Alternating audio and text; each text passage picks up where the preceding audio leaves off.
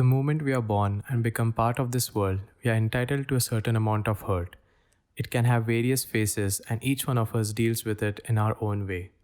But is hurt that difficult? Why does life involve the concept of hurt? So let's find out.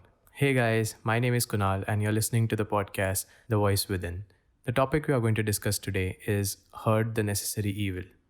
Now, come on, even if you put up a Terminator face, you cannot deny the presence of hurt in your life.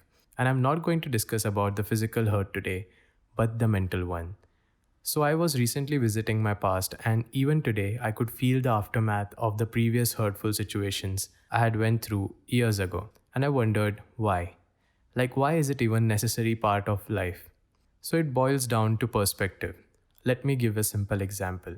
Now, this habit has been stopped nowadays, but in my school days, whenever you did a mistake or mischief, you used to get a hit on your palm with a scale.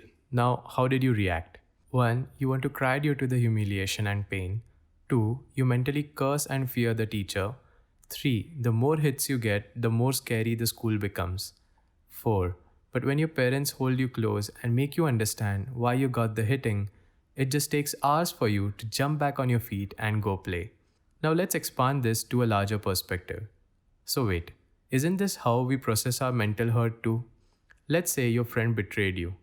What is your reaction? Well, it's similar to the points we talked about. 1. You feel vulnerable and the social humiliation kicks in. You feel weak. Point number 2. You mentally curse and in worst case scenarios hit your friend for the betrayal. 3. The betrayal leaves a scar in your memory and it becomes difficult to trust someone again. But now, maybe your parents aren't around or you are old enough to process your hurt alone. You aren't vocal about your social problems before your parents, and you don't have a set of friends to help you process.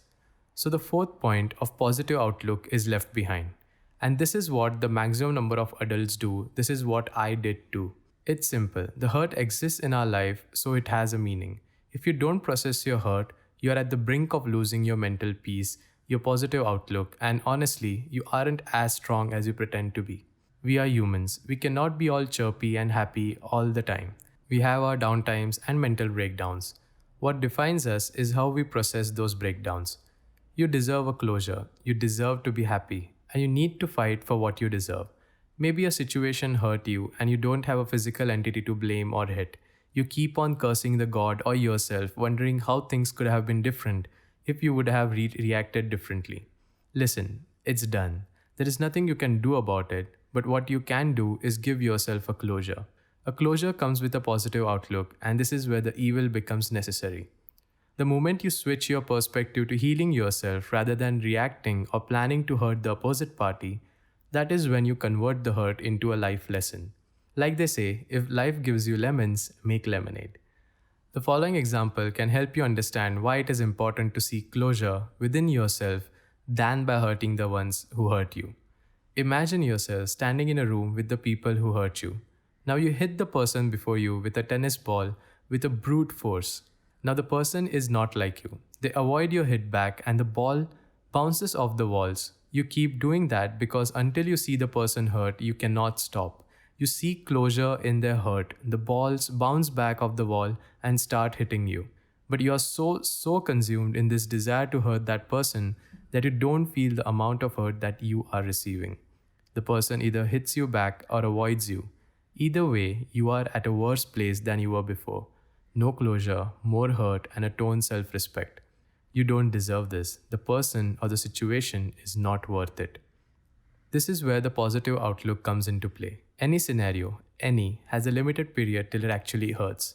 Extending it beyond that can degrade you from inside. Hurt plays a major role in our life. It is an invisible teacher appointed by the universe to hit you with a scale when you commit a mistake, but also merciless to hit you without a warning. It constantly tests you, breaks you to see if you have got it inside you to be worthy of life. There is no exam with score here. You pass, you live to inspire others and enjoy the fruit of peace. You fail, you degrade yourself with time like a radioactive element. Make a choice. I know vengeance feels sweet, but so does wine. Both impair your judgment. You deserve closure, and it will only be yours if you're willing to dig deeper inside you than planning to hurt others. You will be surprised how much you can learn from your hurt and how you can truly become stronger from the lessons. You need to forge yourself. I wish whatever you're going through today helps you become a better version of yourself, and I hope you don't fall prey to the desire for vengeance. Always remember, the harder you hit, the harder you're going to get hit back. With that, I conclude today's episode. Thank you so much for listening, and I hope you like it. Do like and subscribe. Follow me on Instagram. You can find a link to the Google form for topics and various streaming platforms in my Instagram bio. Good day. See you in the next one.